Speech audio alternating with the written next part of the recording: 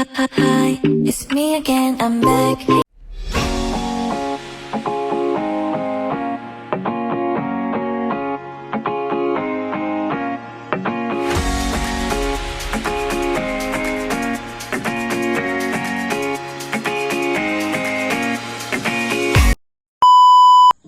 Pengertian ekonomi 4 sektor. Pengertian ekonomi 4 sektor adalah perekonomian terbuka merupakan sistem yang dianut oleh sebuah negara di mana terdapat aktivitas hubungan antara satu negara dengan negara lainnya mengenai hal perekonomian dan perdagangan internasional seperti ekspor-impor. Yang pertama, ada sektor rumah tangga yang terdiri dari sekelompok individu yang dianggap homogen dan identik. Yang kedua, sektor perusahaan yang terdiri dari sekelompok perusahaan yang memproduksi barang dan layanan. Yang ketiga, ada sektor pemerintah yang memiliki kewenangan politik untuk mengatur kegiatan masyarakat dan perusahaan. Yang keempat, sektor asing, yaitu sektor ekonomi dunia di mana ekonomi melakukan transaksi ekspor-impor. Perekonomian terbuka telah menggambarkan keadaan yang sebenarnya terjadi pada suatu negara, yaitu memperhitungkan kegiatan ekspor-impor. Analisis mengenai penentuan keseimbangan tersebut juga dinamakan sebagai keseimbangan makroekonomi. Dalam perekonomian 4 sektor, terdapat aliran pendapatan dan pengeluaran antara sektor seluruhnya. Rumah tangga menyediakan faktor produksi seperti tenaga kerja, modal, dan keterampilan kepada sektor perusahaan yang menghasilkan barang dan jasa. Rumah tangga menerima pendapatan berupa gaji, sewa, bunga, dan laba dari sektor perusahaan yang kemudian digunakan untuk konsumsi. Sektor pemerintah memungut pajak dari rumah tangga, perusahaan, dan perdagangan internasional untuk menjalankan pemerintahan dan membeli barang dan jasa. Sektor luar negeri menghasilkan pendapatan dari ekspor dan mengeluarkan uang untuk impor barang dari dalam dan luar negeri. Semua sektor ini saling berhubungan dalam arus pendapatan dan pengeluaran yang menciptakan keseimbangan dalam perekonomian 4 sektor. Ekonomi terbagi menjadi 4 sektor, yaitu sektor yang pertama itu ada rumah tangga, terbagi menjadi 3, yaitu hubungan rumah tangga dengan perusahaan, kemudian hubungan rumah tangga dengan pemerintah, dan hubungan rumah tangga dengan negara lain. Secara rinci, komponen dalam perekonomian per sektor ialah salah satunya ada sektor rumah tangga, hubungan rumah tangga dengan perusahaan. Awalnya rumah tangga menawarkan SDM yang dimilikinya kepada perusahaan. Kemudian muncullah interaksi antar keduanya yang dipertemukan di pasar tenaga kerja. Dari hasil penjualan SDM, rumah tangga menghasilkan upah, bunga, sewa, dan profit yang dipertemukan dalam lembaga keuangan pasar uang. Selanjutnya, hubungan rumah tangga dengan pemerintah. Setelah menghasilkan upah, bunga, sewa, dan profit, kemudian rumah tangga menyetorkan uang sebagai pajak kepada pemerintah. Kemudian, hubungan rumah tangga dengan negara lain. Hubungan ini bisa dicapai dengan cara melewati pasar luar negeri dan pasar barang. Rumah tangga membeli barang produksi yang diimpor dari negara lain untuk memenuhi kebutuhan hidup sehari-hari. Sektor kedua yaitu perusahaan, adanya hubungan perusahaan dengan rumah tangga. Selanjutnya hubungan perusahaan dengan pemerintah dan hubungan perusahaan dengan luar negeri. Setelah itu sektor perusahaan, hubungan perusahaan dengan rumah tangga. Perusahaan dapat menghasilkan barang produksi yang dapat dikonsumsi oleh masyarakat karena ada interaksi yang dipertemukan dalam pasar barang antara rumah tangga yang menawarkan SDM miliknya. Selanjutnya, hubungan perusahaan dengan pemerintah. Hubungan ini dicapai bila sebuah perusahaan mendaftarkan diri ke pemerintah. Perusahaan yang mendaftar akan mempunyai badan usaha, di mana dari status ini perusahaan terdaftar di pemerintah secara resmi. Pembayaran pajak kepada pemerintah juga merupakan salah satu hubungan antar perusahaan dengan pemerintah. Kemudian, hubungan perusahaan dengan luar negeri. Untuk mencapai hubungan ini, perusahaan harus melakukan ekspor produksi barang ke luar negeri. Begitu pula sebaliknya, negara lain harus mengimpor produksi barang ke Indonesia agar terjalin hubungan perusahaan dengan luar negeri dalam lingkup kegiatan ekonomi. Sektor ketiga, pemerintah. Adanya hubungan pemerintah dengan rumah tangga, kemudian hubungan pemerintah dengan perusahaan, dan hubungan pemerintah dengan luar negeri. Lanjut, sektor pemerintah, hubungan pemerintah dengan rumah tangga.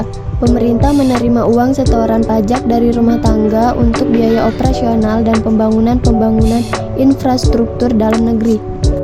Selanjutnya, hubungan pemerintah dengan perusahaan.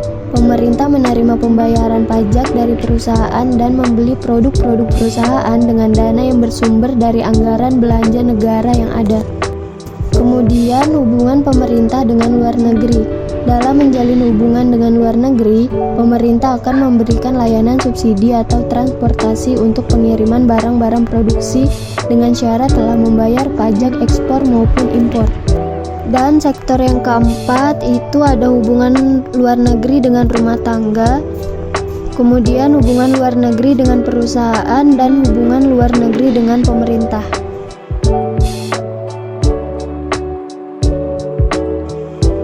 Terakhir, sektor luar negeri. Hubungan luar negeri dengan rumah tangga. Hubungan ini dicapai jika rumah tangga membeli barang-barang produksi luar negeri yang dibeli dalam pasar luar negeri. Selanjutnya, hubungan luar negeri dengan perusahaan. Untuk menjalin hubungan ini harus ada interaksi ekspor-impor.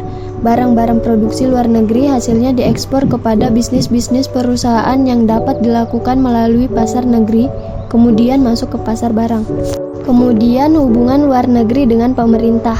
Agar dapat mengekspor barang-barang produksinya, perusahaan dari luar negeri harus membayar pajak terlebih dahulu kepada pemerintah agar tidak terkendala dalam proses distribusi. Komponen pengeluaran agregat atau yang biasa dibilang AE dalam perekonomian terbuka yaitu pengeluaran rumah tangga ke atas, barang buatan dalam negeri, investasi, pengeluaran pemerintah, pengeluaran ke atas barang impor, dan pengeluaran barang luar negeri ke atas barang buatan dalam negeri. Rumusnya AE sama dengan CDN tambah 1 tambah G tambah X tambah M. Faktor penentu ekspor dalam suatu negara adalah: pertama, kebutuhan global terhadap produk tersebut; kedua, tingkat inflasi yang rendah di negara pengekspor; ketiga, kurs devisa yang menguntungkan bagi barang-barang yang diekspor; keempat, peluang dari kegagalan produksi negara lain dalam bersaing di pasar dunia; kelima, peningkatan produksi dalam perekonomian negara pengekspor. Setiap negara memiliki pandangan yang berbeda mengenai fungsi ekspor, dan faktor-faktor ini dapat bervariasi dalam tingkat kepentingannya sesuai dengan kebijakan ekonomi masing-masing di negara. Faktor penentu impor suatu negara adalah: pertama, peningkatan kebutuhan barang dari pasar global; yang kedua, tingkat inflasi tinggi dalam negeri dibandingkan dengan negara-negara pengimpor; ketiga, kurs devisa yang menguntungkan bagi pihak yang melakukan impor. Nah, impor menjadi solusi ketika suatu negara tidak mampu memproduksi barang tertentu secara efisien atau ketika kebutuhannya melebihi kapasitas produksi dalam negeri. Keseimbangan dalam perekonomian terbuka melibatkan 5 komponen pengeluaran agregat, yaitu konsumsi rumah tangga, CDN, investasi swasta, I, pengeluaran pemerintah, G, ekspor, X, dan impor, M. Rumusnya adalah AE sama dengan CDN tambah I tambah G tambah X tambah M. Suntikan dan bocoran dalam perekonomian terbuka. Pendapatan nasional mencapai keseimbangan jika I tambah G tambah X sama dengan S tambah T tambah M, di mana S adalah tabungan dan T adalah pajak. Keseimbangan dalam perekonomian terbuka. Dalam perekonomian terbuka, keseimbangan pendapatan nasional adalah Y sama dengan C tambah I tambah G tambah X kurang M.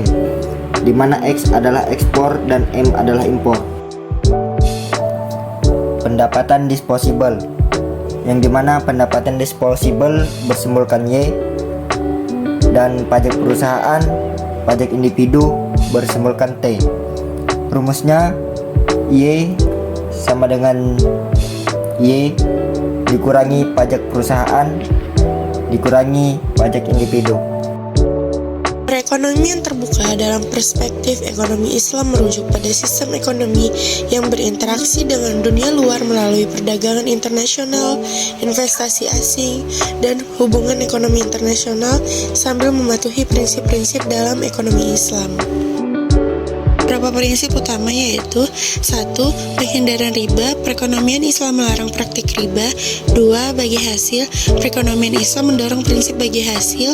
3. Zakat dan infak, sistem ekonomi Islam mendorong konsep zakat yaitu sumbangan wajib kepada yang membutuhkan. 4. Keadilan dan keadilan sosial, prinsip keadilan sangat ditekankan dalam ekonomi Islam. 5. Sistem keuangan syariah, perekonomian Islam mencakup sistem keuangan syariah yang melarang investasi dalam sektor yang dianggap haram. 6.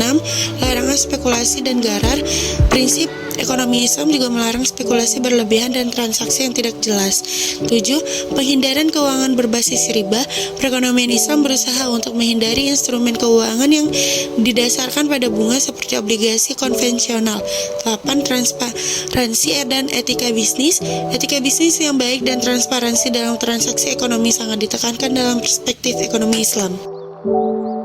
Penerapan prinsip-prinsip ini mencerminkan komitmen untuk mencapai tujuan ekonomi dalam kerangka nilai-nilai Islam dengan fokus pada kepatuhan terhadap hukum syariah, keadilan sosial, dan promosi perdagangan dan investasi yang sesuai dengan ajaran Islam.